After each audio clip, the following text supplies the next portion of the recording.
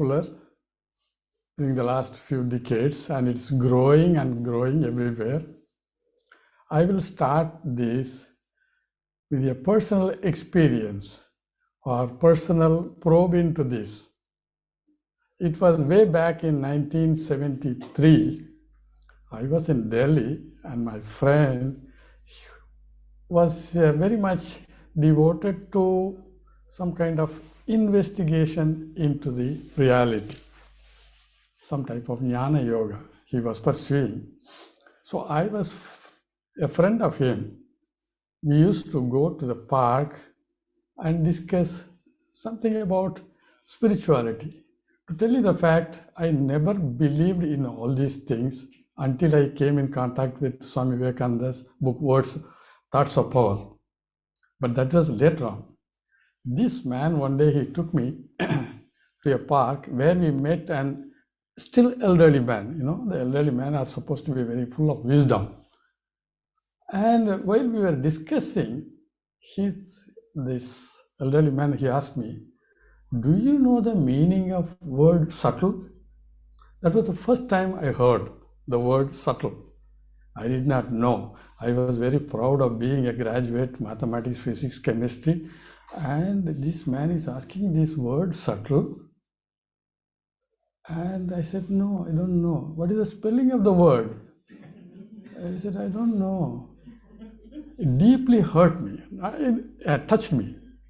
And then they were laughing. Both of them, they were laughing. "Oh, you are a graduate and you studied science, pure science, and you don't know the meaning of subtle?" That is the end of it. From that day, I decided to know what is the subtle. Until now, it is going on and on and on, endlessly, because the truth is endless. The path also is endless. That is how it started. So it is a great experience for me that one single question and their laugh at my not being known this factor, that opened up everything thereafter. Of course, the story changed completely. So what I would like to share with you is some of the fundamental ideas about meditation. First of all, if you should ask yourself, if I meditate, what do I get? Many people know, they think in this way. I meditate 1 hour, what do you get?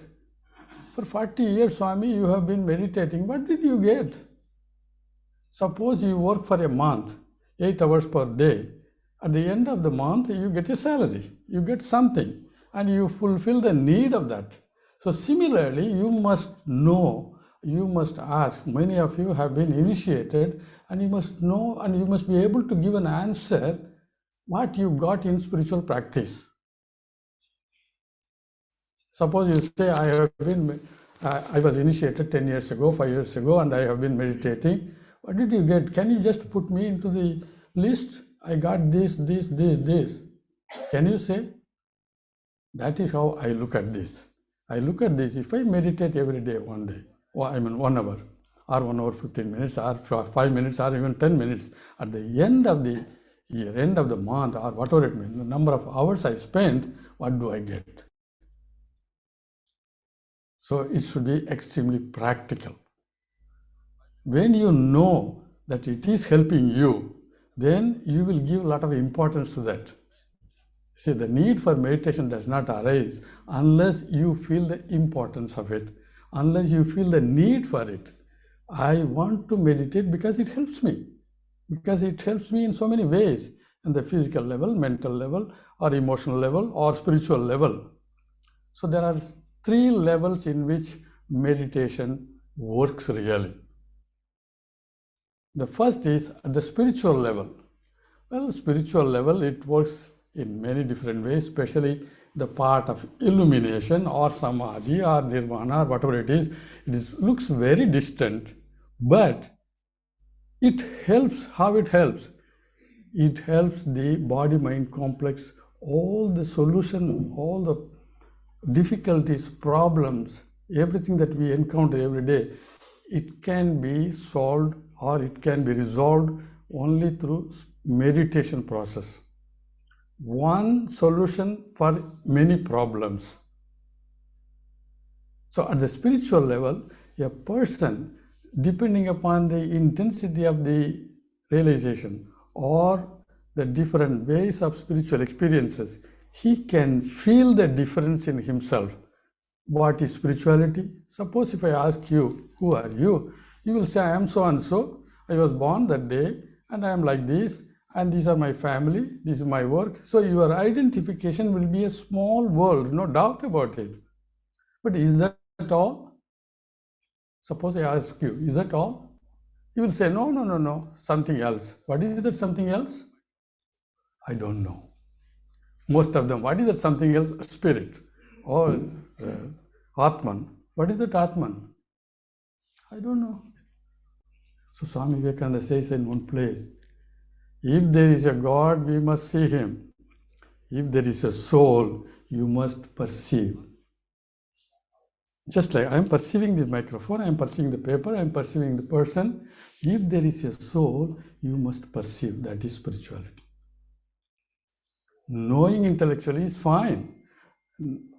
Knowing from books, knowing from hearing from the lectures is all right, but that is never going to be satisfying you unless you get the spiritual experience. And that experience comes through meditation. So first of all, you must feel the need of the meditation.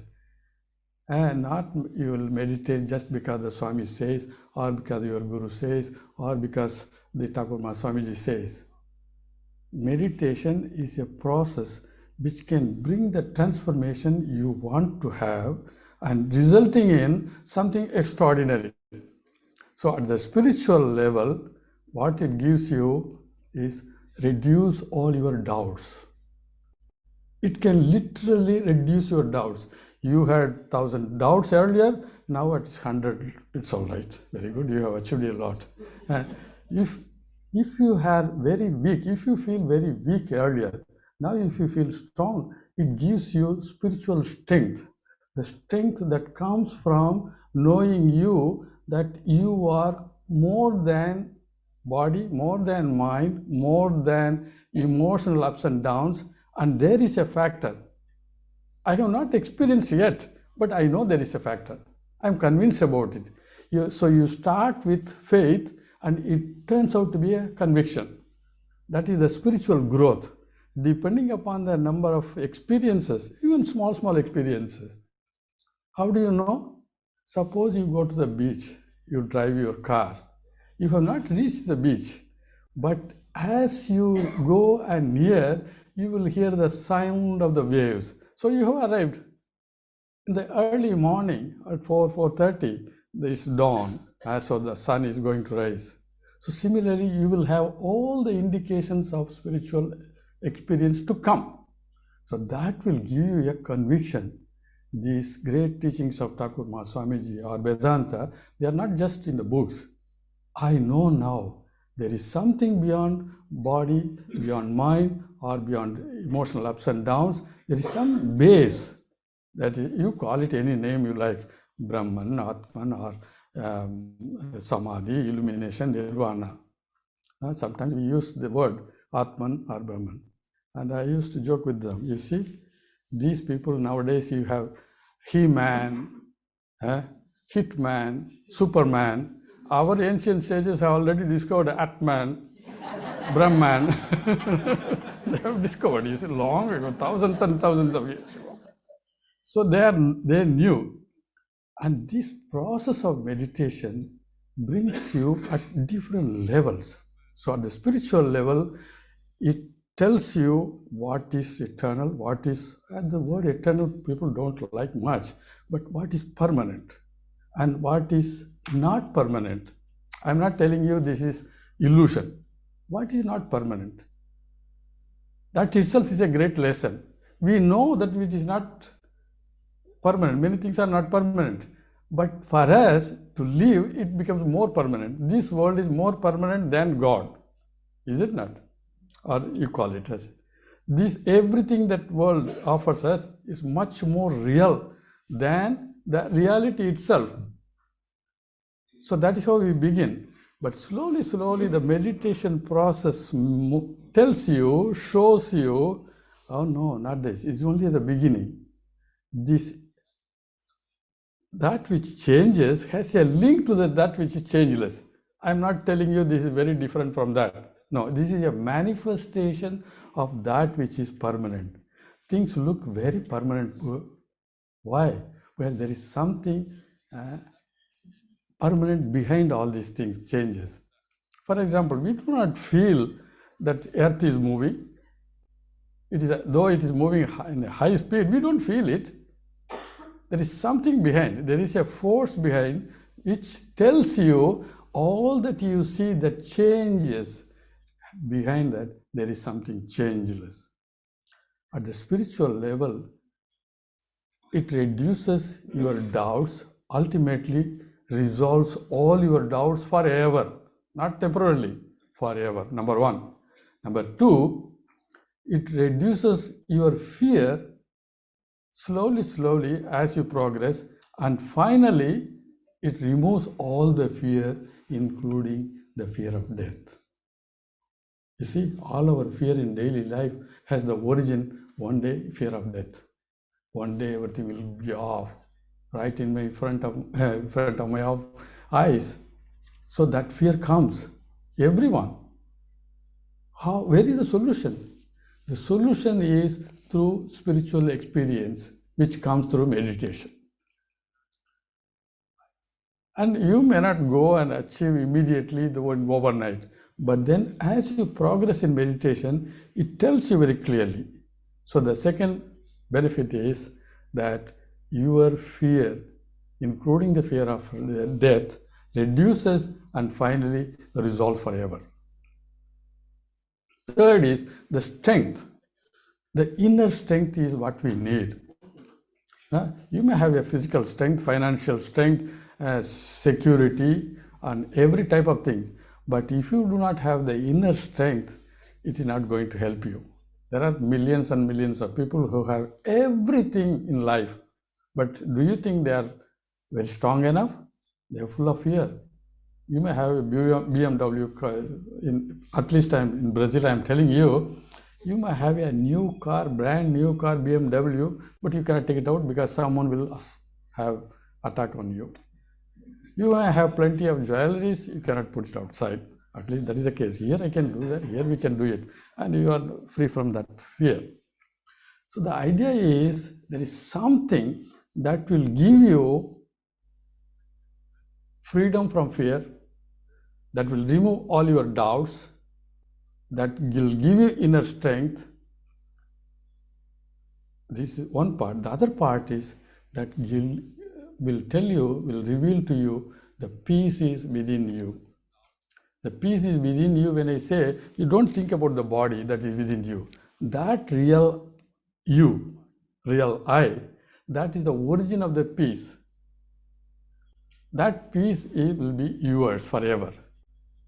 So that has to come through your spiritual experience. Spiritual experience at this level, at the spiritual level, these are the benefits. Well, now come to the mental level, for example. It is too high, very difficult. It is reserved for Christ, Buddha, Krishna, Rama, Ramakrishna, Vivekananda, not for us. That's what you may think, but it's not so. They say, start. Where do I start? Where from you are, you start. Don't worry, don't wait for it. Wherever you are, you start from there. Only thing you will have to practice meditation. When I say you will have to, people will think, oh, I have to practice meditation. The Swami says, everywhere, wherever I go, I have to do this, I have to do that. No. Our attitude has to be changed. I love doing it. I like doing it. I like sitting in meditation for 10 minutes, 15 minutes, half an hour. The more you do, these ideas, these concepts, these factors, which Sri Ramakrishna or Holy Mother or Swamiji demonstrated in their lives, become a reality. It has to become real for you. Otherwise, you will not get interested. Otherwise, it will be just a formality. Because Swami Bolachen 108 times, he told me 108 times, So 108 times and the God will appear before you? No. So it has to be a fact of your life. I have so many things important in my life, and meditation also equally important, another important factor in my life. Every day morning, breakfast, lunch, dinner, so important. Similarly, meditation also important for me. So I used to tell them, you have holidays for everything, but not for your spiritual practice. Because the food that you give is for the body. The thoughts, good thoughts that you think is for the food for the mind, and meditation is food for the inner self. That is why the inner self gets satisfied. The more you go nearer to the spiritual experience, nearer to your Atman, you feel satisfied. But it is happening in sleep, for example. You completely get lost. You don't have the consciousness of the world. You don't have the consciousness of the body. You don't even identify yourself male or female, or God seeker or not. Not even God exists in that sense. But you feel very refreshed. There must be something very real in that. That means there your so-called I and mind has no existence, temporarily suspended, and you are your own. Not being this or not being that. So therefore, you feel completely satisfied, refreshed, and coming back, oh, what a wonderful sleep I had. But that state has to be brought through meditation live with full awareness. So at the mental level, what the benefit is, it removes all kinds of confusion. There is no cobweb in the mind. Now, Swami Ranganathanji Maharaj used to say, there is no cobweb in this mind. That is one of the greatest benefit of meditation. All confusion. People talk and talk about their problems and difficulties, and finally, we don't know what to do. So you are in the midst of the confusion. Who is going to resolve? Maharaj is so busy here with all these things. So he can give you 1 minute, 2 minutes, 5 minutes. But who is going to resolve is your meditation, your concentration, your spiritual practice. Concentration, meditation is only one of the many spiritual practice, but very powerful. Most powerful than any, no, I don't say than any other, but equally powerful. So therefore, at the mental level, it gives clarity of mind, clarity of thinking, removes all the cobweb in your mind, and you know that how to direct your mind. So it says, make your mind as a good friend. If you don't make your mind as a good friend, it will work as a worst enemy. Therefore, meditation says, try to make your mind good friend. When you begin to meditate, what happens is very interesting. The mind will test you. You wanted to test your mind. Okay, let me sit and meditate for 20 minutes. The mind will tell you, what are you doing? You were all right till yesterday. And suddenly you have got some interest in meditation. And the mind will begin to look at you. Because it has been dominating all through. Now suddenly you want to control my mind. I want to sit and meditate. I want to concentrate. All those things you are bringing. So it will begin to test you. This man, this person is really serious about meditation? Serious about the attempt? It will test you. Then immediately thought comes, no, you have so many things to do. I have my duties, I have responsibilities. I have to attend to this. You can do it after 60, 65, 70. Why bother about meditation now? Get up and go. But anyway, keep going to the ashrama, keep going to the church, keep going to these holy places, just to somehow following the tidbits of things. It is not going to work. Meditation should become part of your daily life. So at the mental level, it also guides you what is good and what is not good, and how to use your mind, how to use your energy, how to use your time. The meditation will tell you. Suppose you have been watching TV for 4 hours on an average basis now. Then mind will tell you, no, there's too much. You are spending time. There are more things important in your life. Better reduce to 3. Don't say it. Don't try to attempt to close it completely. No, I don't want to watch television anymore. No, it will not work. Reduce it. Reduce it. Suppose you are having the habit of getting angry every half an hour. Now the meditation will reduce you at least every 2 hours. You can get angry. Okay, it's all right. Permitted. So like that, it reduces. Try to reduce all the toxic ideas, toxic thinking, toxic emotions. As such, it will reduce. That is a sign of becoming you are meditative. And in turn, the meditation helps your mind and come to the emotional level. It brings you a balance in your emotions. No? Without emotion, we will be like a wall. Emotions are beauty of life. It's not, they are not bad. Even if you feel that so-called negative emotion, it is not bad. Previously, I used to think, oh, this feeling of angry, feeling of guilty, feeling of all the other types of so-called toxic emotions. They are not actually bad emotions. They are only trying to help you. Every emotion is trying to help you to become more happy, more joyful, more balanced. Suppose you are feeling lonely, for example. I feel lonely. Many people feel in the modern times. That emotion is not a bad emotion. It only tells you that you have to find a solution. Staying alone or feeling lonely is not the solution, so I have to get in touch with somebody, some friend. Unfortunately, not many are ready to hear all the time that you want to get out. No? But there are people, there are good people, good friends, well-wishers, to whom you can contact and tell them, so I am feeling like this. Can we go out? Can we, do you have any solution? So every emotion has its benefit. Every emotion wants you to be happy, to be joyful. Only thing you have to know how to deal with the emotion. Sometimes we try to fight the emotion. Why I am so angry all the time? I want to get rid of this, but you cannot.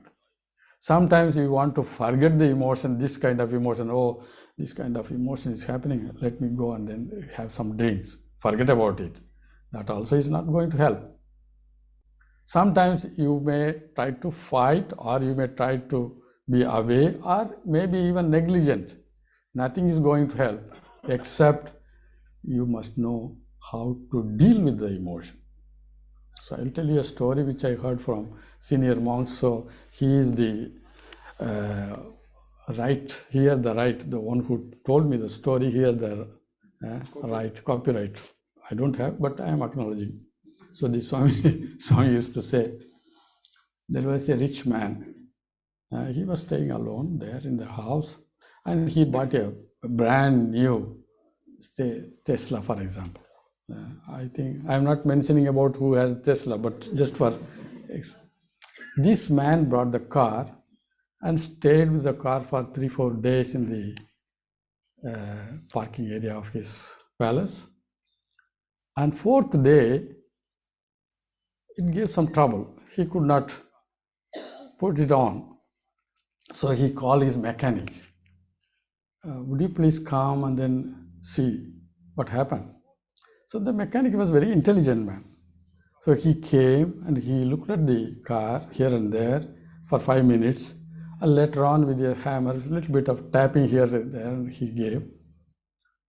And it started working. So the rich man was very happy. Anyway, this mechanic went back and he sent a bill for $500. And this rich man was very unhappy. He came and worked for not even 10 minutes, and he is sending the bill for $500. What is the matter? He wanted an explanation. And the mechanic was intelligent. He said, his bill, he explained like this. You see, to see here and there, it is only $50. But where to tap, how to tap, $450. So we must know how to deal with our emotions, how to deal with our mind, how to deal with our various changes that is demanding all the time. That is actually a kind of spiritual practice which leads you to the higher spiritual realization. Don't think about higher spiritual realization without resolving your daily problems, whether emotional or mental or physical. How can I think of illumination when all the time I am being in the midst of these problems and difficulties? So sometimes people come, Swami, I want to meditate. The first time I said, do you have any other problems in your life? Yes, I have lost my employment. I don't know how to pay the bills. Let us resolve first, then you think of meditation. It doesn't work. So then, what is the way? Every day, knowing very well, this is how it works, let me put into practice the meditation. So the need for meditation arises when you know the importance of the meditation. When you are hungry, you eat. Similarly, your Atman or self is hungry all the time. Why do we feel we got stuck up? We are not making any progress. We feel dry within. I have everything, a good job and income, everything, but I feel very dry. But something is wrong. That means your inner self is not satisfied. What will satisfy? Meditation will satisfy. But then it is wonderful to know, but how to go about it is very practical way. That means every day.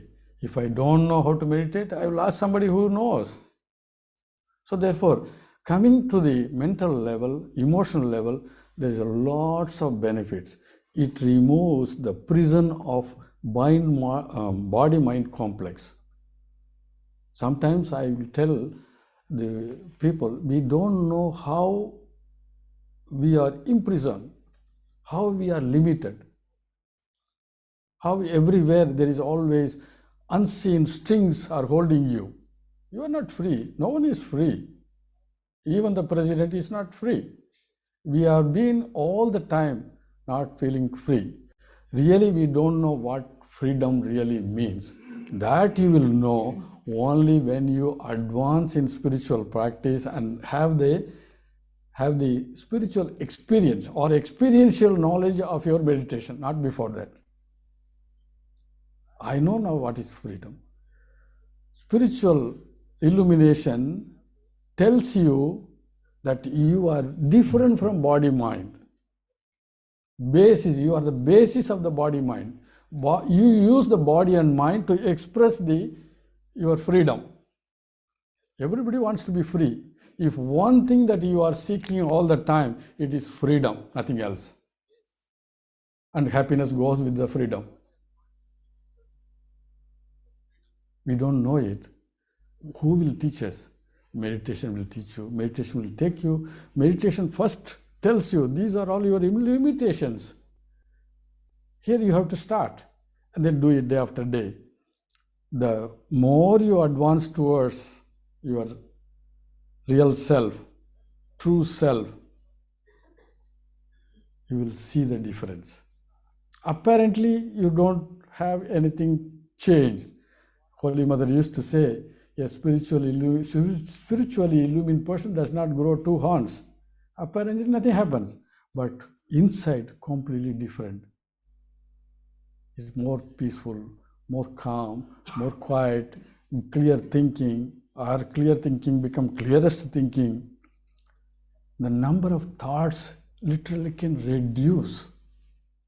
And an average man has about 60 to 70,000 thoughts per day. This is according to the study. But a meditative person, if he does the meditation practice regularly, sincerely, and with an attitude of loving doing it, that person can reduce a great amount of thinking. When you are reducing the thoughts in your mind, what is the result? You get a lot of energy. You conserve energy. This is another benefit. Nowadays, we work and work, got exhausted. But meditation does serve you in a different way. It conserves your energy, your enthusiasm. It directs you what is to be done. In fact, 10 to 15% of mind, a disciplined mind, is enough to do your day-to-day work. That's what Swami Brahmananda Maharaj says. It's literally true. So meditation has this magic. At the physical level, now come to the physical level, mental level, emotional level, physical level, it can work. I would say really, at the physical level, meditation can make your digestion much easy. I've seen it. How? Because when you sit for meditation, really when you meditate, all the cells of the body, all the molecules move in a unified direction, bringing a harmony in the physical level, and that helps you to digest well, to meditate well, to sit for a long time. Why yoga appeared? This all kinds of yoga, for example, you should have a flexible body, flexible muscular strength, so that you can meditate for a long time. The so-called yoga is so popular in Western countries. The objective is, if you have a flexible body, a healthy body, you can sit for a long time and meditate and enter into the realms which are not known. We know, we start from what we know, body-mind complex, and we reach the realm of unknown. We don't know. And in the process, you come to know slowly, little by little. I never knew that there is a dimension of my being is very different from what I know. Now we are trying to meditate, sit and do meditate. In fact, it should be the other way. Your natural state is meditative, and you express this through body-mind. That is it. That is the secret. This person can be in the midst of the London Eye crowd, but he can be very happy, very cool, very calm. This is what called dynamic meditation, and meditation in practice. All the time we are thinking, oh, I am body, mind, I have to do this, I have to do that. No, it is just the opposite. You are a spiritual being first, and the body, mind next. Now we are thinking we are body and mind are trying to be spiritual. You see how the meditation wonderfully explains to you. It is a science by itself. In fact, one who knows the meditation process very well, he will begin to enjoy the spiritual practice. Enjoy your spiritual practice. Don't make your spiritual practice one more problem in your life. We have enough of this. So many things we have problem. We have problem with the health, we have problem with the body, we have problem with the circumstances, but don't add meditative process one more problem. No. It should be the other way. I love doing it. Maybe 10 minutes, 5 minutes. Then I cannot meditate, sit and meditate. I have so many things to do. That is where it comes the other side. How can I be anchored in the self, at the same time do the things in the world? An expert dancer will not complain about the platform, about the uneven platform. She knows how to dance. So similarly, a meditative man knows how to go about in the day-to-day work. You can do plenty of work, yet you can be very peaceful. So I will tell you one more incident. There was a Swami with whom I had a long association. So he was talking to some American devotees. I think some of them they know. We used to chat in the table. So he was talking to some American devotees very calmly, quietly, and suddenly An Indian gentleman, devotee, he entered, "Sorry to disturb you, sir." And he said, "We are not easily disturbed. Please stay quiet for some time. I will call you." We are not easily disturbed. I was there at the time. That made me a very deep impression. Oh, how nice it is. And that man rushed in between the Swami and the American devotees who were conversing, and, "Sorry to disturb you." He said, "No, we are not easily disturbed. But be quiet for a few minutes, I will call you." So that kind of state of mind. So that is possible. It is not reserved for somebody special. It is possible to achieve that state, and it is necessary for us in our daily life.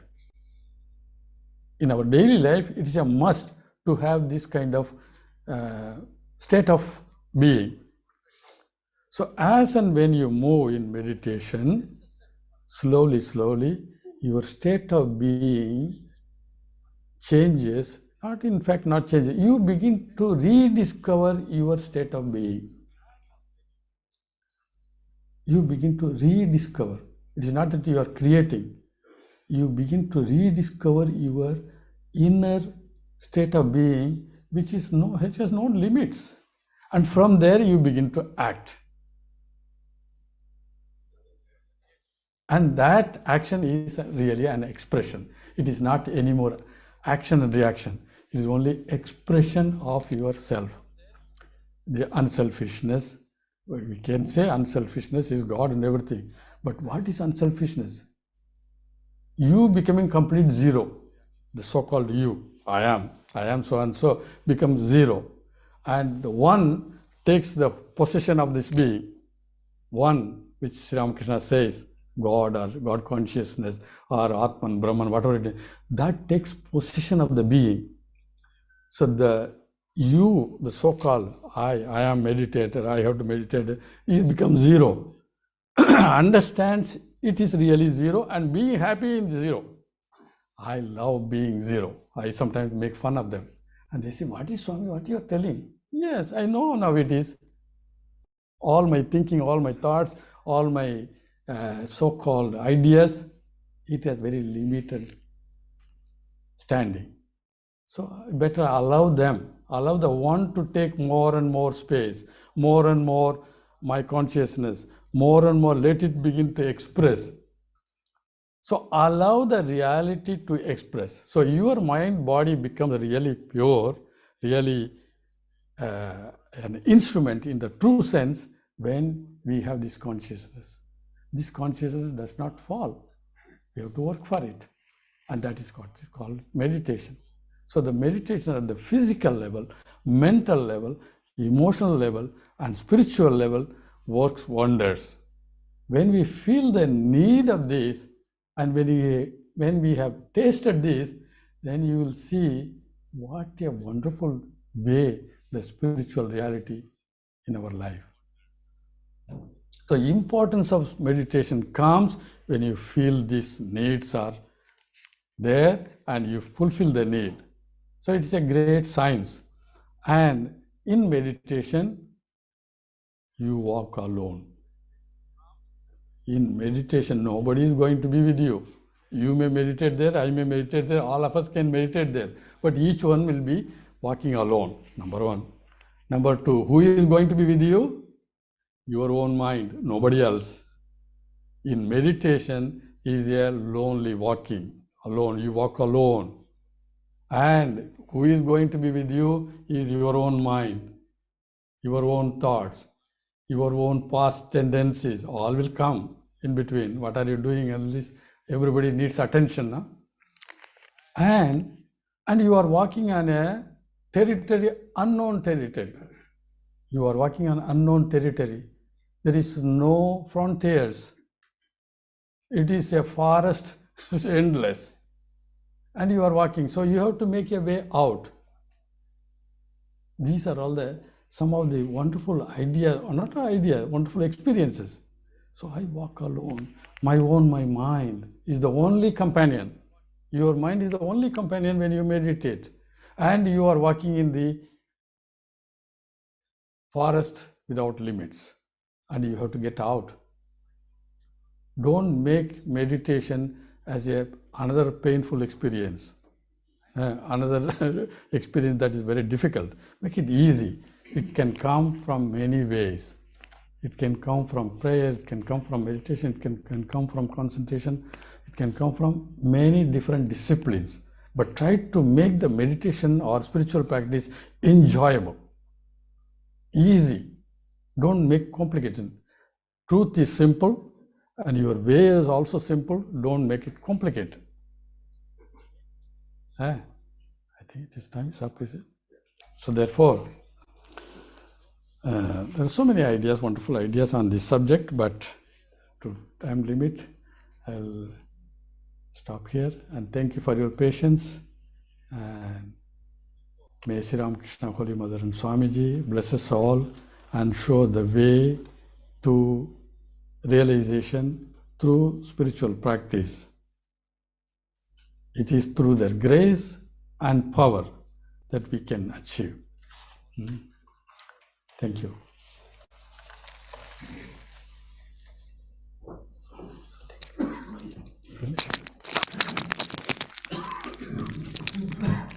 Very thankful to Reverend Swami Nirmalatmananji for this illuminating talk on meditation.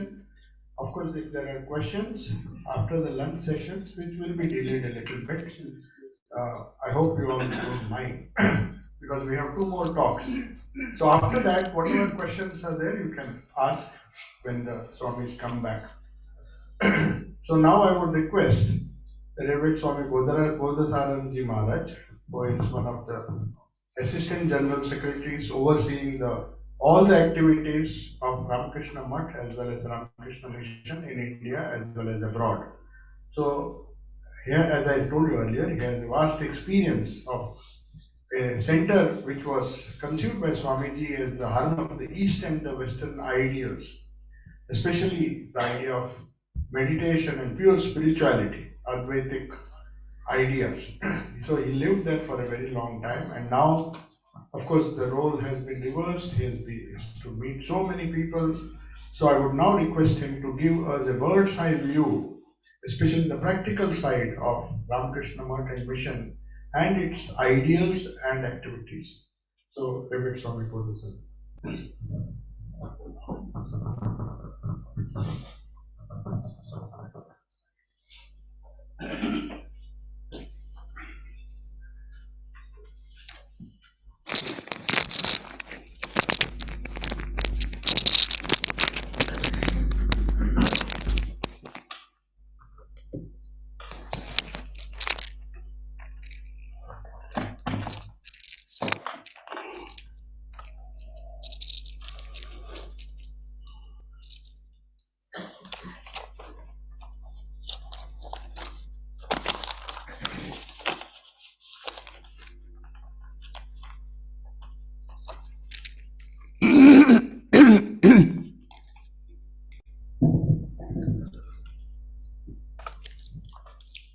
ॐ स्थापकाय च धर्मस्य सर्वधर्मस्वरूपिणे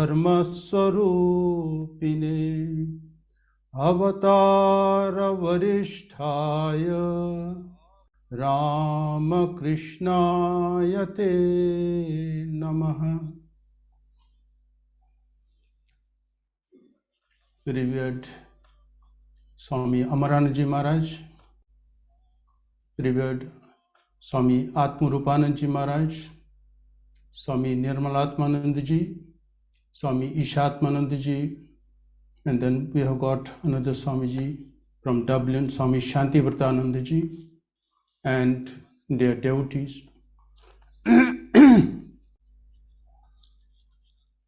Let me first extend a hearty welcome, hearty greetings from Belur Mutt, the heart of Ramakrishna movement. I started my journey on 1st of this December and came to London. From here I went to Ireland, then to Scotland, and then back here. Somewhere in between I got infected As a result, my throat has become choked and my voice very feeble. Maybe the God doesn't want that I should speak. So this is, anyway, thank you, Swami Sarvasthananda, for giving me an opportunity to talk on this occasion. And he told me to talk about 125 years of Ramakrishna movement. Swami Vivekananda, on his return from the West, then he started Ramakrishna mission on 1st May 1897. And he had a vision, and he told that the spiritual titles, that the tidal spiritual waves that have started to rise from this place, that's Belur, will inundate the whole world. So we saw how the movement started quickly afterwards. Now we are celebrating 125 years of Ramakrishna movement. We are not so particular about the occasion, but the government of India told us, no, it is a unique opportunity, a unique event, and you should celebrate it. The government of India, they have got that Ministry of Culture. So they informed us, they told me, no, Swamiji, you should do something.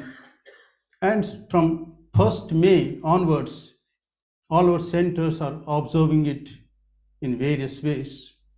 And the government of India also gave some funds for the service of this society. So we are carrying them out. Swami Vivekananda, highlighting this, the avatarhood of Sri Ramakrishna, he says, the nectar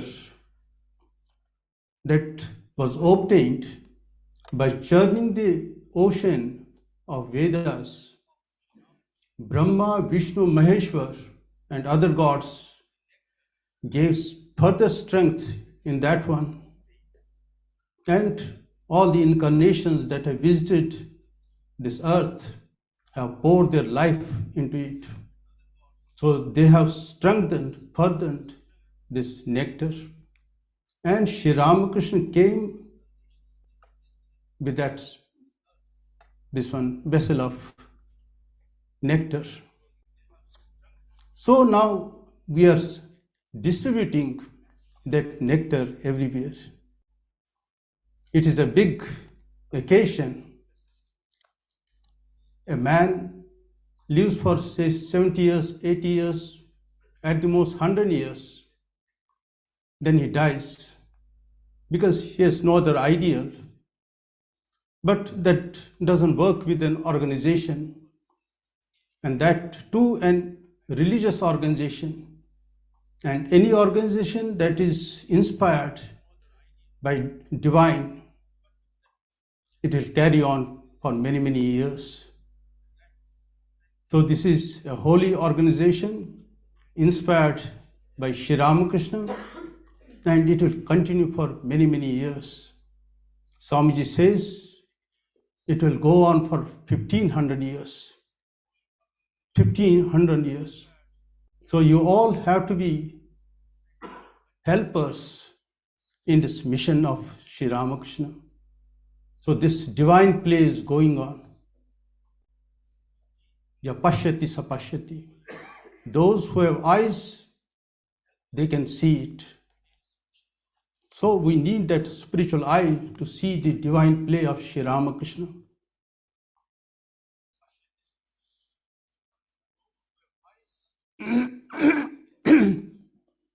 So this play will go on for 1500 years because it is divinely inspired.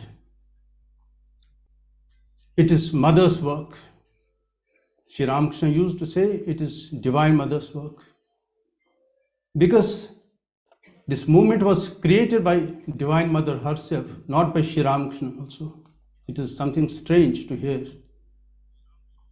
You'll remember when Rani Rasmani, who was a worshipper of Mother Kali,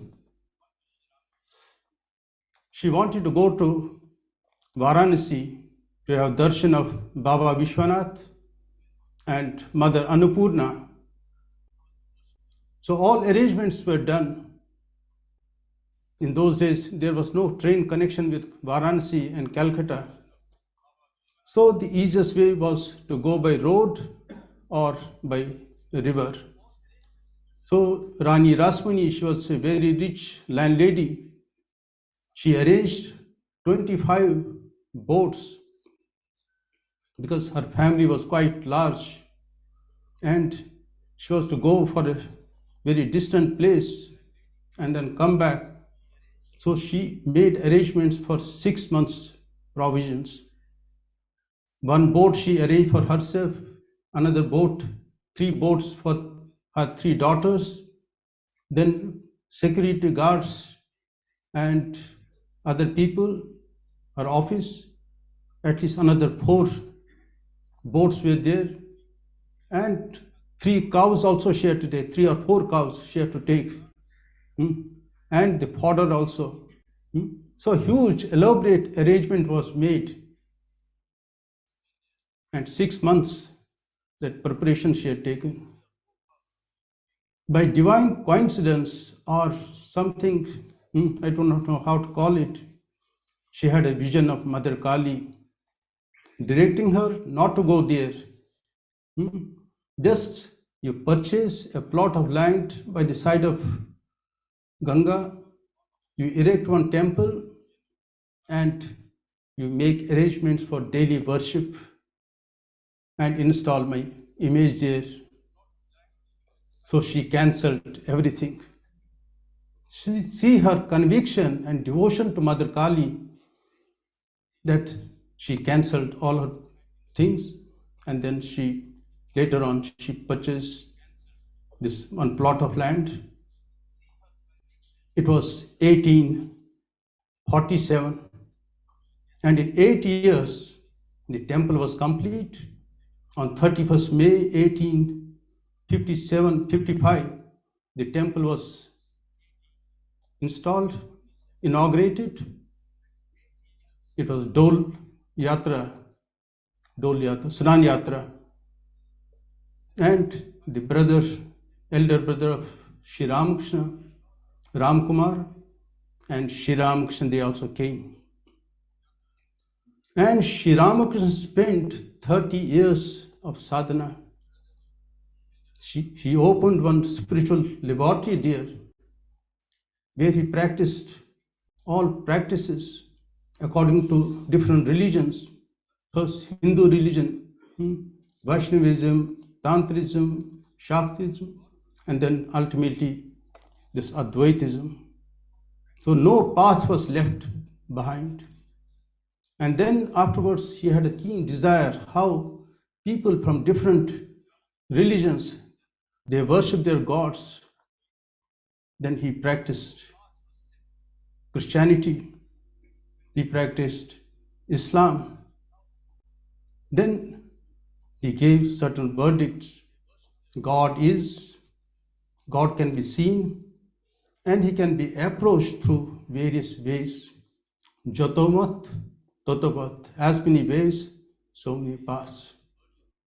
So when an incarnation comes, he comes as per the need of the age. So this is the need of the age. Because in earlier days, world was very small.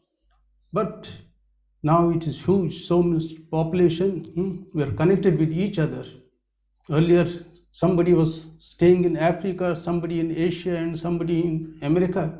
No connection was there. So world was very, very small. But now, afterwards, it was invented. No, it is huge, earth is there. So this Sri Ramakrishna, he started this Jatamat Tatapat. And Rani Rasmani, she serves Sri Ramakrishna, because she also had vision No, here is a saint, here is an incarnation who is going to contribute a lot for the good of the whole world. Then when she passed away, then her son-in-law, Mathur Babu, he also had maybe vision of Sri Ramakrishna. One day when he was sitting in his room, he saw Sri Ramakrishna strolling. When he was going from this side, he found Kali is going. And when he is returning, he saw, no, Shiva is coming. And this continued for 3-4 times. He couldn't control his emotion. He came running and prostrated himself before Sri Ramakrishna. So he also got conviction. No, here is a pujari, a priest, young. He would have been hardly, say, 25 years, not more than that. And here is a rich landlord, and he served him 15 or 16 years. He served him. And Sri Ramakrishna told him that I had a vision of Mother Kali, that some inner devotees will come, they will carry out the message of this place to other lands, and they will come, and I will be worshipped as an incarnation. And then 2 great scholars, they also confirmed, yes, he has got all the traits of an incarnation. And then when he had this vision of Mother Kali, that disciples will come, but they are not coming, he became very curious. Then when the evening Aarti was going on, he'll go on the top of the terrace and call out, "Where are you? Come." The divine vibration of that call resounds even now also. People from far and distant places, they are attracted to this divine call. Suppose here itself nobody has invited you, but you have come on a call. It is in response to that call only that we have come. We are getting united everywhere. So like this, the mission started spreading when the disciples, young disciples of Sri Ramakrishna started coming one by one, one by one. Then in the meantime, when Sri Ramakrishna became sick, he was shifted to Calcutta at Kashipur. Towards the end of his life, he called Narendra, Swami Vivekananda, who wanted to be immersed in Nirvikalpa Samadhi only. Only once a while he will come down, take some food, and again merge in Samadhi. Sri Ramakrishna scolded him. You see, I thought you will be a big banyan tree under whose shadow thousands of people will come and take shelter. And I find you are so selfish that you want self-realization only. And then he called him and transmitted all his spirituality into him and told him that it will serve you in future. And he wrote on a piece of paper, Naren Shikya Deve, Narendra will teach the world. So that was the mandate that Sri Ramakrishna gave. So after the passing away of Sri Ramakrishna, Swamiji, he traveled almost whole of India, and now and then, at every time, he is getting visions. No, you go abroad. Once he had this vision also, Sri Ramakrishna is walking over the sea and calling him. He couldn't believe himself. He wrote to Mother Sharda, she was at Jairam Bhatti then. She told him that it is Thakur's will, you go. Another day, in a dream, he saw Sri Ramakrishna is persisting him. You go to the West, people will be simply amazed to hear your words. And it proved right. When he stood at the stage in the Parliament of Religions, Just by uttering those 5 words, sisters and brothers of America, you see what response he got. People simply became so much surprised at his message. Some people told he doesn't talk like a man, he speaks like a divine.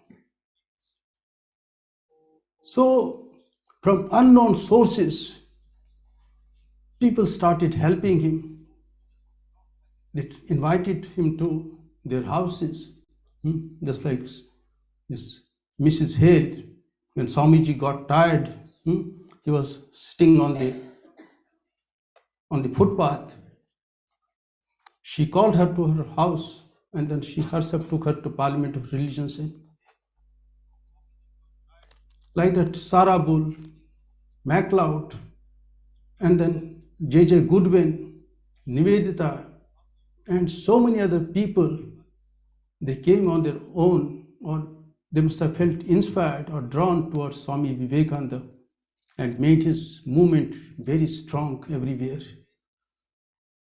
So the seeds that were sown in the soil everywhere, now it is giving fruits.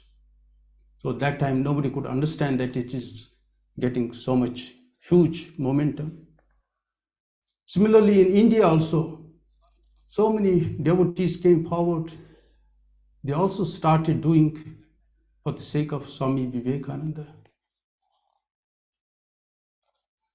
When Max Muller, a great professor from Oxford University, from somewhere he got some message of Sri Ramakrishna,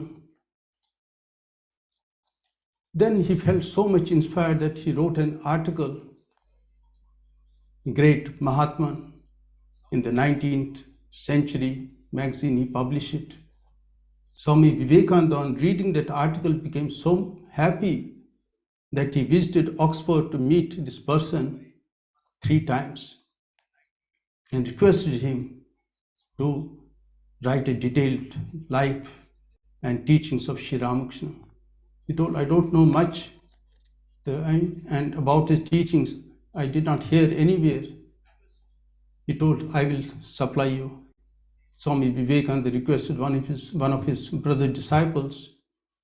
Then whatever his teachings were compiled by him, Swamiji handed it over to Max Muller.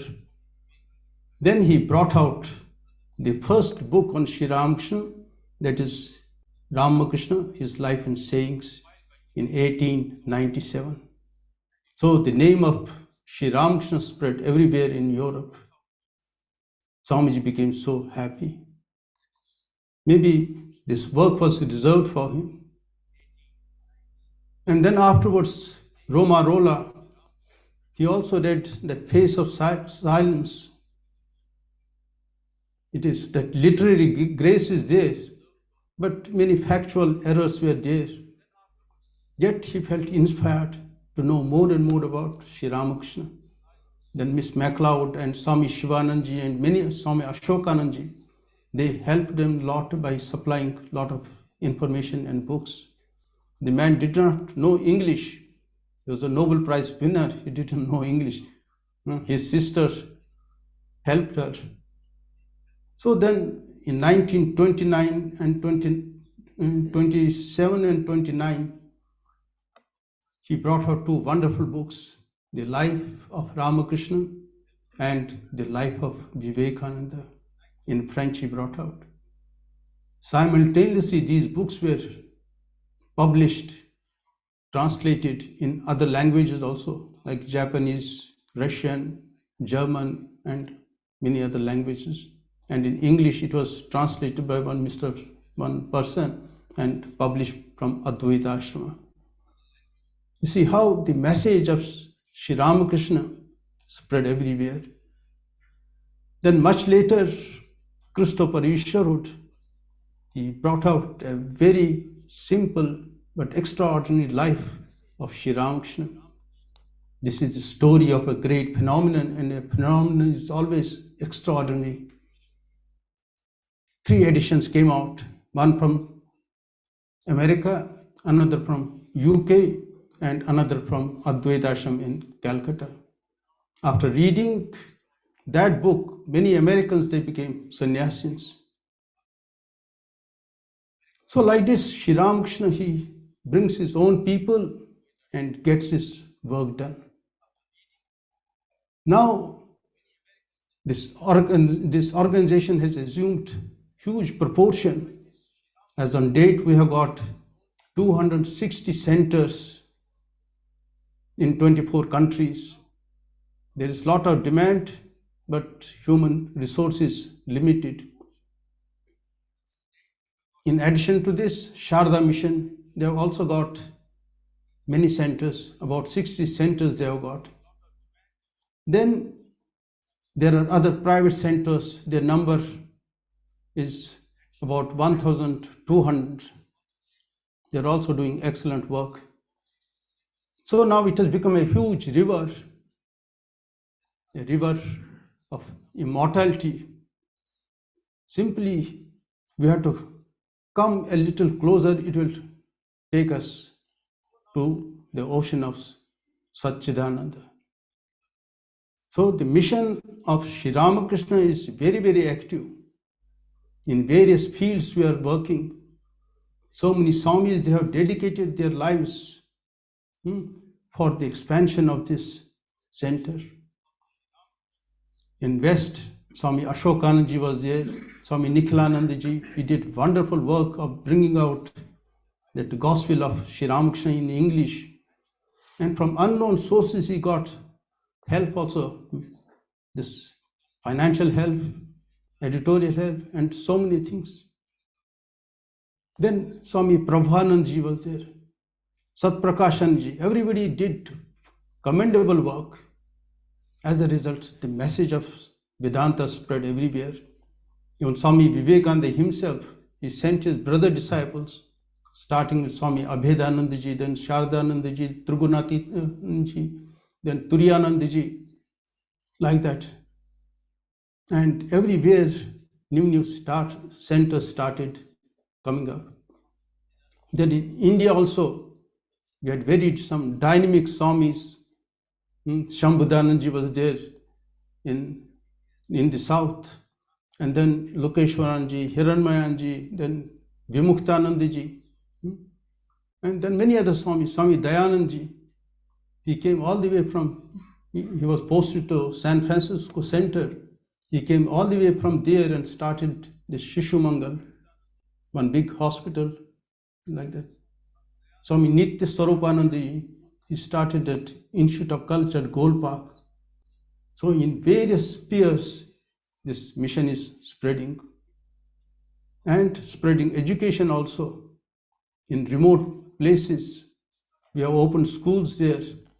The first education was carried by Ramakrishna Mission to those remote places. And now we are getting wonderful results. So wherever you go in Northeast, you'll find our people are there. They are secretaries, they are doctors, engineers, and contributing a lot for the improvement of the society. So I only request that you be the helpers of this divine mission of Sri Ramakrishna. This organization is the gross body of Sri Ramakrishna.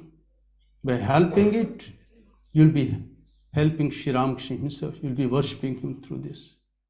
I will not take much of your time. I only invoke the blessings of Sri Ramakrishna so that he showers his grace on all of us. Thank you very much. Om Shanti, Shanti, Shanti.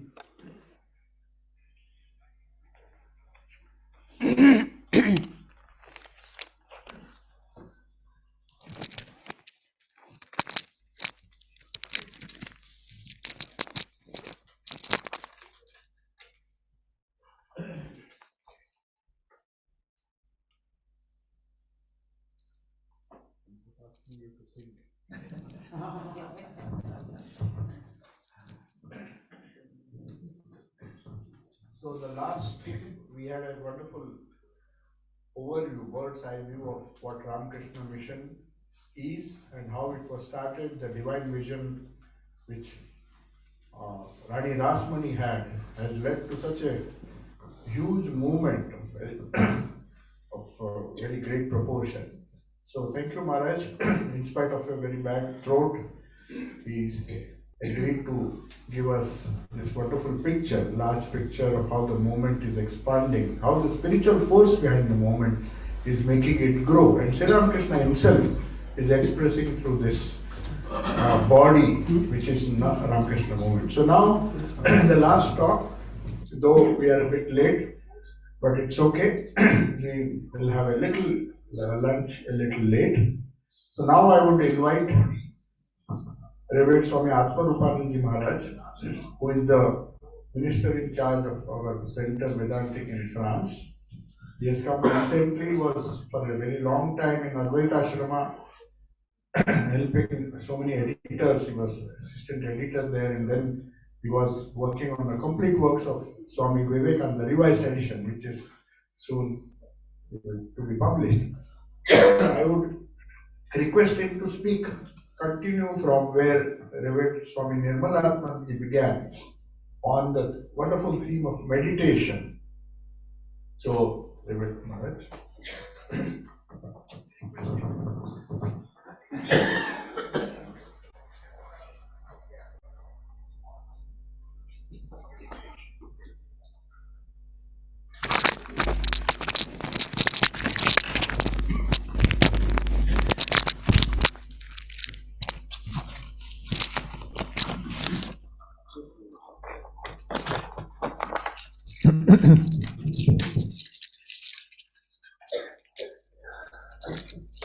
Om yo brahmanam viradhati purvam yo vai vedangstra prahinoti tasmai tamhadevam atmabuddhi prakasham mumukshurvai sharanamaham prapadye. We who seek liberation take refuge in that infinite being who illuminates the hearts of all, who is the source of the Creator himself, and who is the repository of infinite knowledge known as Veda. Om Shanti Shanti Shanti Harihi Om Tat Sat. Om peace, peace, peace be unto us all. So revered Swami Amaranandaji and dear brother monks and dear devotees, first, let me say how happy I am to be here. I appreciate Swami Sarvasthananda Maharaj's invitation, and I'm delighted to see all of you. We speak of the Ramakrishna Sangha as the Ramakrishna Order of Monks, which it is. But in a larger sense, the Ramakrishna Sangha is all of us. There is the order of monks at the heart of the movement, and then there is the Sangha, which means all of us. And all of us are important to the Ramakrishna Sangha. One of the signs of spiritual growth is when we begin to feel delight in seeing the faces of devotees. Instead of saying, oh, this person annoys me and I don't like that person, and this person's my friend, but that person not so much. No, we begin to find delight in the face of every devotee. And so it's with great joy that I join you here today. So as Swami Sarvasthananda said, I'm to speak on entry to meditation, or entries or entrances to meditation. So first, let me make a distinction that we don't often make. We say commonly that, oh, I have to go meditate. What we mean is, I'm going to go try to meditate. I'm going to go practice meditation.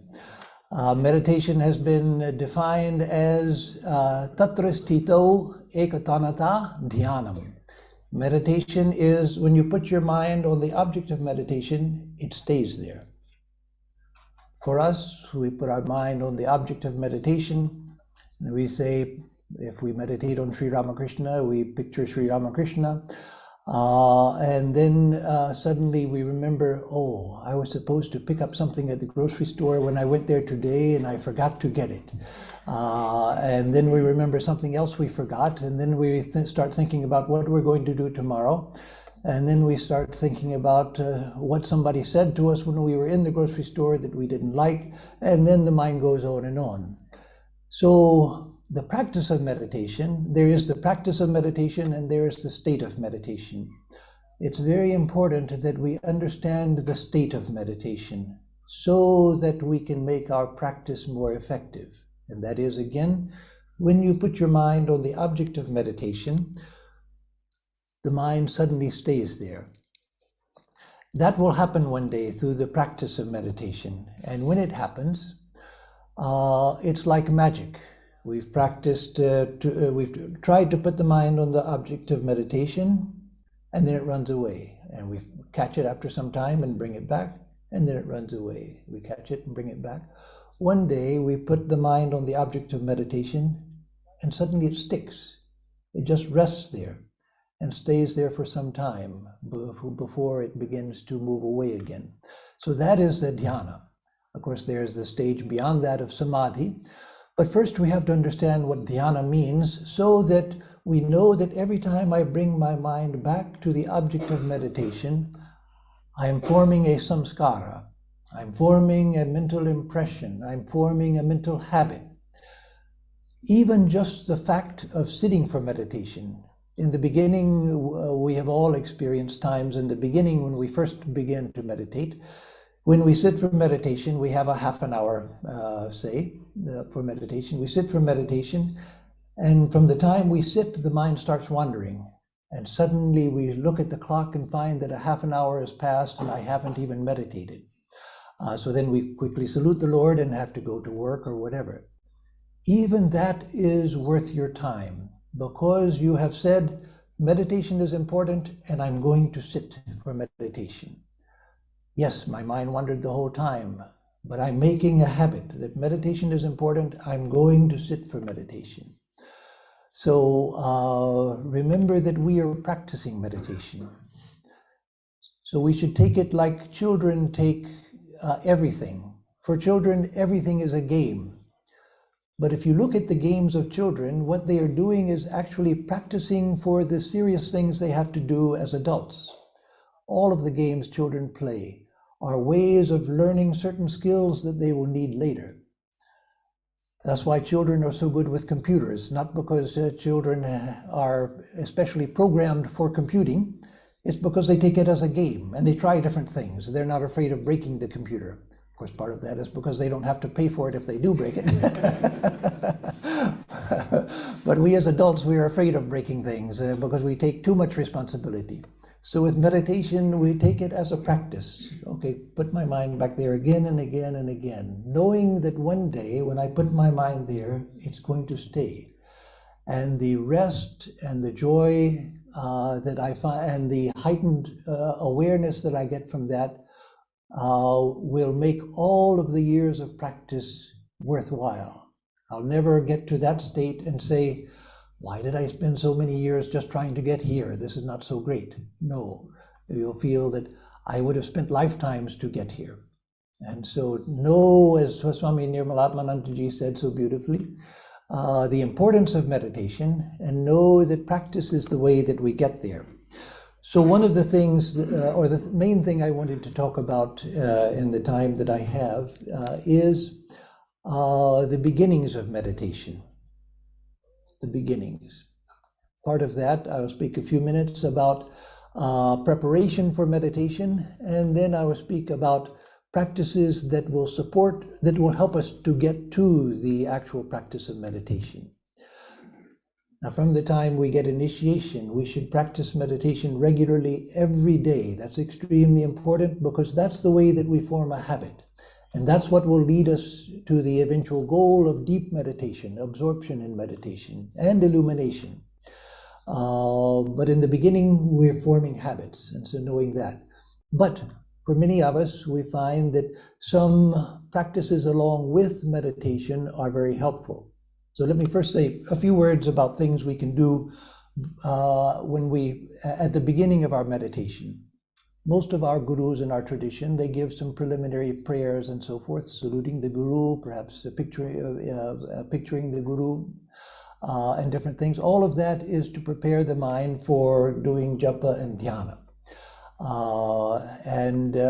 So before even we do that, when we have the time to do it, then singing some devotional songs is a very good way to prepare the mind before we start the meditation, if we have time for it. Even listening to devotional songs, if we're not singers, that also is helpful. But not passive listening, but trying to get absorbed in the sound and the meaning of the songs, trying to get absorbed in it, to prepare the mind for meditation. So music is a very wonderful way. Chanting is another way, chanting stotras and the Upanishads, the Gita, etc., chanting also, but trying to focus on the meaning. Another thing that we can do is reading from holy books, just for a couple of minutes if we don't have much time, just a couple of minutes or 5 minutes before we meditate. But reading itself is a spiritual practice. It's itself a spiritual practice. In all traditions, reading sacred books has been recognized as a sacred practice, a spiritual practice. So how do we read? When we read a spiritual book in preparation for meditation, or just as a spiritual practice, we should always think when we read a text, what does this mean to me? That is talking about high states of samadhi or whatever. It may seem to have nothing to do with me, but no, every word of sacred books has something to say to me in my present state. And so learn to read sacred books from the standpoint of, what does this mean to me? That's not egotism. That's learning to apply the teachings to my own life. What can I do with this? What can I do with this? What is it saying to me? Because the words of sacred books are addressed to you, to each one of you, to each one of us. And so to learn to read from that standpoint. Otherwise, we read it just like a book. It's an interesting story, and then we come to another story, and there's a conversation, and it's all entertaining. But no, to try to go deeper into it, and to try to feel the words that are there. To try to feel the words that are there. Sacred study is very important in spiritual life, and therefore in developing the art of meditation. When we first begin sacred study, they're words, maybe inspiring, maybe interesting, but not much beyond that. As it's sometimes said, for most of us, God is G-O-D. That is, God is a word, and we know how to spell it, but God is not a reality. But through sacred study, the truths of spiritual life begin to become alive for us. After years, we still find, as we go through the same texts, we find more and more meaning. Every evening in Gretz, where I live now, we have a reading of the Sthita Prajna Lakshanas in French. That is the characteristics of a person of steady wisdom, as described at the end of the Bhagavad Gita, second chapter of the Bhagavad Gita. And I tell people there that this reading of the Sthita Prajna Lakshanas has been going on for decades. I used to hear it in 1975 when I was visiting Gretz. I heard it for 2 months in 1981 when I was staying in Gretz, and it's going on now. Why so much repetition?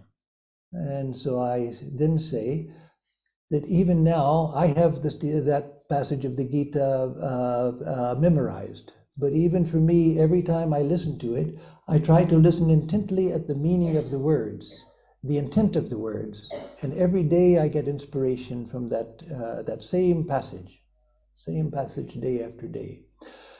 And so what happens as we do sacred study and try to understand the intent of the words, we try to imagine what this means, is that at some point along the road, these things begin to acquire deep internal meaning. Just to give one example of many things, we oftentimes when we're told at the end of meditation or at the end of puja to offer the fruits of our meditation or the fruits of our puja, to God with the prayer, you please accept my worship and the fruits of my worship and give me yourself. And so for a long time, that was just a nice sentiment. It's a nice idea. I understand intellectually what it means, and so I say it, and it feels good and everything. But then suddenly one day, you see the deep inner meaning of it. Suddenly you feel that, yes, I offer you, Thakur, Mother, I offer you the fruits of my japa and meditation. I offer you the fruits of my puja. I offer the puja and the meditation to you along with its fruits, and I only want you. And then we begin to really feel that no, nothing is important. What do I need with anything? I don't need anything. Nothing in the world. Nothing in the world. I need you. You are if I have you, I have everything. If I don't have you, I have nothing. So yes, the meditation, the fruits of the meditation, the puja, the fruits of the meditation, that's all yours. I do it out of love for you, not to get something. And so you accept it and its fruits, but just give me yourself.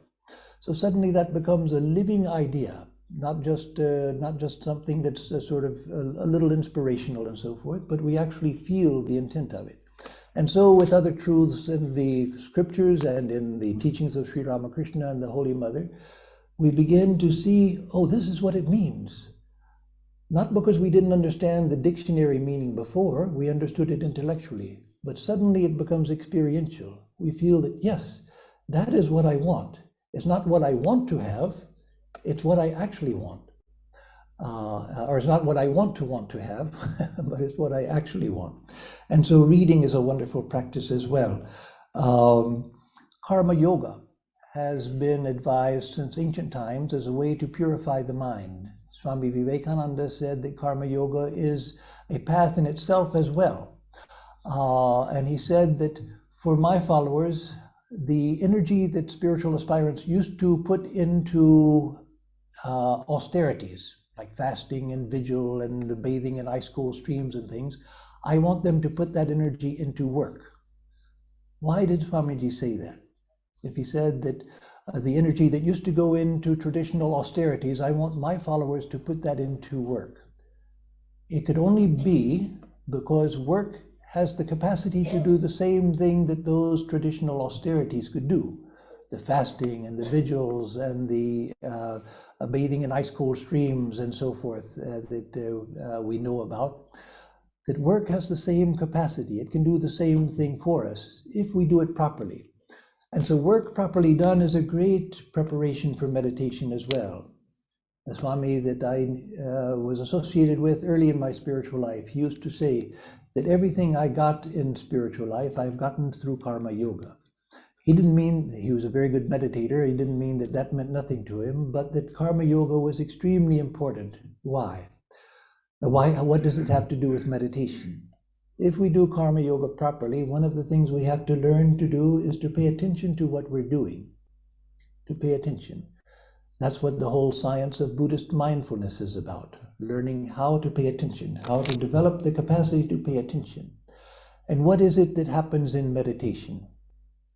Gaudapada, in his Mandukya Karika, he says that there are three great obstacles. There are actually four obstacles to meditation, but one is the bliss experienced in samadhi. We don't have to worry about that yet. The other three obstacles we can worry about. One of them is vikshepa, the distraction of the mind. Another is laya, the mind going to sleep. So those are the two we're familiar with. We sit for meditation and either the mind spins off in distraction or it goes to sleep. And the third is kashaya. That is, he says that is the weight of past impressions, that the mind is neither sleeping nor is it distracted, but you can't move forward because of, it's like going through mud because of the weight of past impressions are weighing you down. So let me just say about the first two, distraction and sleep. Karma yoga is one of the great means for overcoming those, if we do it properly. If we use karma yoga to control the mind, to learn, I've got this to do, so let me put my mind here. Gradually, as we do that, that goes into other areas of our life as well. When I'm speaking, I begin to pay attention to what I'm saying and not just blabber, but I begin to pay attention, what am I saying? And do I mean it? Am I sincere when I say it? So it goes to my words, it comes to my thoughts. It comes to when I'm reading something also, I begin to do that in the spirit of karma yoga, paying attention. And then when I come to meditation, because I have learned to pay attention, to be aware, to be awake, then when I put my mind on the chosen ideal or on japa of the chosen ideal, my mind tends to stay there longer because I've learned to focus, I've learned to pay attention. So karma yoga is a great tool in spiritual life. Karma yoga is the great yoga of everyday life. It doesn't require any special conditions, it doesn't require any special circumstances or skills or whatever. It's just the way that you do everything that you're doing already, learning to do it with attention. And of course, if you bring devotion into it, all the better, but at least paying attention to what you're doing. So through music, through sacred reading, through karma yoga, these are all ways to prepare us for meditation, and then ways to enter into meditation. And there are other things I can mention also, but time is short. Ways to enter into meditation. One of the great ways to learn to meditate is through prayer. The Kathamrita, the Gospel of Sri Ramakrishna, is a great document on prayer. Over and over again, Thakur, Sri Ramakrishna says, learn to pray to God with a yearning heart. Many of us, especially those of us from the West, think that, well, prayer, that's what those Christians and Jews and Muslims do, but we who have come to Vedanta or to Buddhism, we do the real thing, which is meditation. No, prayer is a great spiritual tool, a great spiritual tool. Even the Buddhists, even in Buddhism, prayer is one of the practices of on the path of the Bodhisattva. Prayer and worship, vandana, and prayer are both stages on the path of the Bodhisattva that they have to master. So why is prayer so useful? Because our mind is always talking. People come to Swamis like myself and say, Swami, how can I get my mind to just shut up? And that's because the mind is always jabbering, always talking, blah, blah, blah, blah, blah, blah, blah. And not going anywhere, just blabbering. And so by prayer, we turn that dialogical nature of the mind towards God. Prayer doesn't ask us to just meditate on an object with no other thought and just staying perfectly still. It gives us something to do. And it also allows us to express emotion, to express our need, etc. And so prayer is a great thing. And how does it lead to meditation? It leads to meditation by a gradual, natural simplification. We start in words. Maybe we take a traditional prayer that we recite and try to identify with the thought, the feeling of the prayer. Or we pray in our own words, which is even better, but that takes a little time to develop. But after some time, we find I don't really need to tell God that much. I don't need to ask for that many things for my spiritual life. What I really need is just to commune. And then our meditation or our prayer becomes very simplified. We just, one of my upagurus, a very important man in my spiritual life, he used to tell me that at that point in his spiritual life, where he was already a very advanced Swami, he told me that there are two words that ring in my mind as prayers day and night. One is truth and the other is love. That is, give me truth, give me love. And he said, I realize now I don't need anything else. And so it's a longing of the heart for truth and love. So we don't need to start with that. We start with what we have. Prayer takes up our existential need, what we really feel, not need for things, but the need for our existence. As was it Swami Ishatmanand, I think, who was saying that we all want to live, we all want to know, and we all want to be happy. And so those are existential needs that all of us have. And so we pray for that. But gradually we find again that I don't need to say much. And then that simplified prayer gradually comes to where now it's just enough to sit here with you, Thakur, It's enough to sit here with you, Mother. I don't need anything else. Let me just sit here with you. After a while, the mind wanders away, but then I bring it back because now I feel happy in the company of Thakur and Mother. One of the great things about prayer is that it, like worship, like puja as a spiritual discipline, both of them give us a sense of real connection to the divine. They awaken a sense that with puja, when I offer a flower, after a long time of doing puja as a practice, I feel that when I offer the flower that Sri Ramakrishna is actually accepting it. That there's an action, no, not in visions or things like that, but I feel when I offer it, yes, you're accepting it.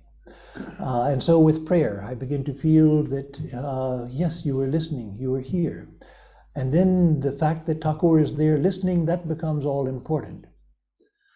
If your guru tells you, talk to the wall every day for half an hour, if you're very devoted to the guru, you might do it for a while, and then after a while you think, well, am I such an idiot that I'm going to keep doing this? This is ridiculous. But if your guru tells you to pray to God every day, then in time, you begin to feel that God is listening. Why? What's the difference between talking to the wall and talking to God? Because God does actually listen. God does actually listen, even when we don't know it. And so with time, the practice itself convinces us that no, there is someone on the other side of this prayer. There is someone who is listening to me.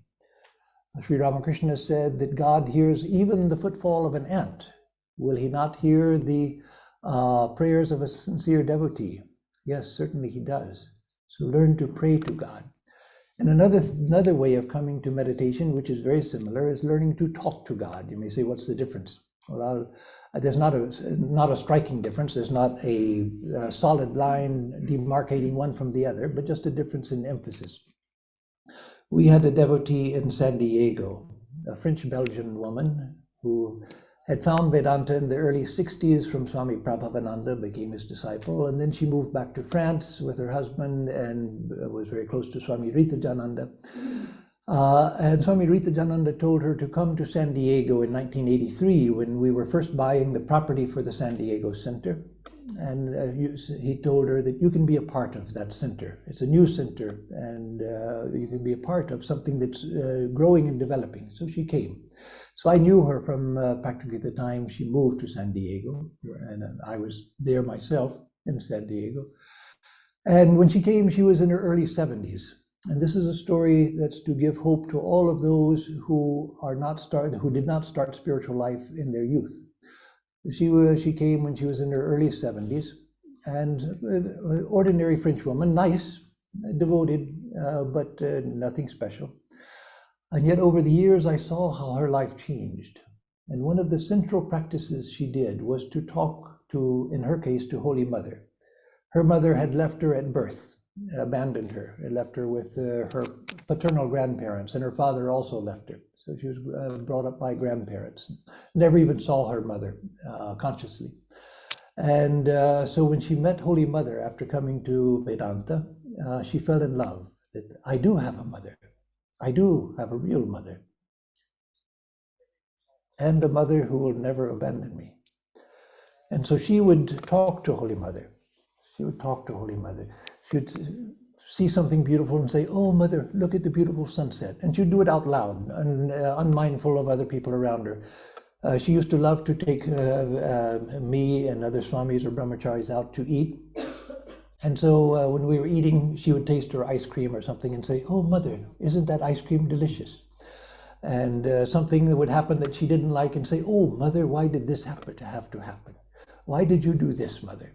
And so everything, all of her thoughts, all of her experiences, she directed towards Holy Mother.